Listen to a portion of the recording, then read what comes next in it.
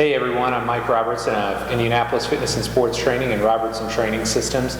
Today I've got my good friend Lance here with me, and behind the scenes we've got D. Allen Tucker shooting a little video. But today what we're going to cover is chin-ups, because we get a lot of people that have questions about how to perform chin-ups properly, as well as the progressions that we use here to get somebody that may be a little bit weaker or not quite as strong to the point where they can do chin-ups effectively. Now, the big thing you can see, if we panned around a little bit, we don't have any lat pull-down machines. I'm not going to shell out $3,000 for a machine that you can really only do lat pull-downs and tricep press-downs on. So, what we have, very simple setup here. We're going to take Lance through some progressions that we use to get him all the way up to a true chin-up. So, Lance, I'm going to have you scoot out here. We'll slide this guy out. The first thing I want to cover is just the technique that we use. So regardless of what you're doing, whether it's a lat pull down, a chin up variation, the basic techniques are the same. Go ahead and hang for me here, Lance. Maybe most importantly, a lot of beginners want to cheat. They want to have a little elbow flexion going. So make sure you relax all the way down. And then when you start the motion, you start by pulling through your elbows all the way up to a point where your chest is actually touching the bar. So Lance, give me a couple here. And as you can tell, at that top position, he's actively thinking about pulling down or depressing his scapula. Pavel says, or Pavel describes it as tucking your shoulders into your back pocket. So hopefully that gives you guys a basic idea of the technique. Three most important things: full hang at the bottom, pull through the elbows, and one more, if you can, squeezing those shoulder blades down at the top. So that's the basic technique. Here in a second we're going to take you through the exact progressions that we use to get somebody from, a more standard band assisted variation all the way up to a full chin up. Okay, so as you can tell here, we've got Lance set up. This is what we call a band-assisted chin-up. So you guys can see we've just got basic bands here. We buy ours from Elite FTS. They've got great stuff. And they also have a ton of different thicknesses. So we've had clients as heavy as 300 pounds that are more fat loss-focused clients actually performing chin-ups. You just have to find the right amount of band for them.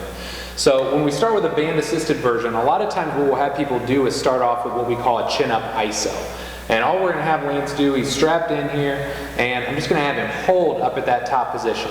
And honestly, I don't care. He can jump up to the top. All I want him to do is hold this top position, actively focus on squeezing those scapula down, depressing the scapula, and generally what we'll have him try and do is hold for about 20 seconds. Once they can do 3 sets of 20-second holds, we'll go ahead and go on to the next band. Take a break, buddy. But 20 seconds works out really well, especially for those of you listening in. You may not care so much about chin-ups. You want to build a bigger bench press. So we know stability is really important. When you set up for a big bench press, you're focused on pulling your shoulder blades back and down. So that's that same stabilization pattern we're trying to develop here with this chin-up.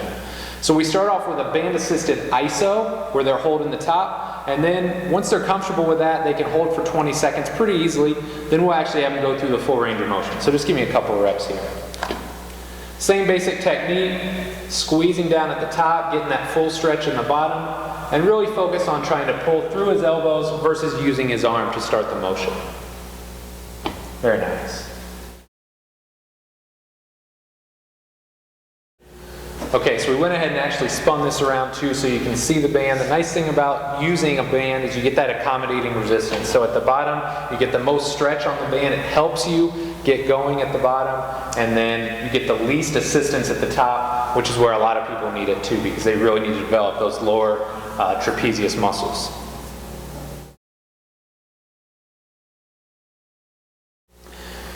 Alright, so last but not least, once they've mastered all the band stuff and they're ready to get into using their own body weight, again, we'll follow that same basic progression. So we'll have Lance start off with just a basic chin-up ISO. However he can get up there, whether it's jumping, pulling himself up, holding that top position for about 15 to 20 seconds. Once he's got this down, then we'll actually have him go through and bang out a couple reps. Now if you need to, you can maybe throw some eccentrics in here along the way where they maybe jump up, hold the top position, and then lower, but it's really up to you and what you're most comfortable with. Alright, so what Lance was demonstrating there was a neutral grip chin-up. We've got this nice monkey bar attachment. Again, it's from Elite FTS, but you can see he's got a neutral alignment. If your gym has this, I would recommend starting here. This is generally the easiest for most people. Once you've got this down, you can switch to a basic supinated grip. Again, in this position, you're still going to be able to recruit your bicep a little bit and your arm. It's going to help you, get yourself up and down a little bit easier. The final version is a pronated grip. And you can see when I do this, your bicep connects to your radius. When you roll your radius over, now you don't have that efficient line of pull anymore. So this really helps isolate the upper back muscles and can really maximize your development. So when you figure in the progression from neutral grip to supinated to pronated, then you can factor in things like fat grips, adding extra weight, or even what I call pillar chin-ups, where your legs are totally straight and your stomach and glutes are tight. There are a ton of options out there, but hopefully today we've given you guys a couple ideas. If you're struggling with your chin-ups and you want to make them a little bit better, follow the progressions that we use here, and I think you'll be really pleased with the results. So again, Mike Robertson, Lance Goyke coming to you from Indianapolis Fitness and Sports Training. Train hard and have a good week.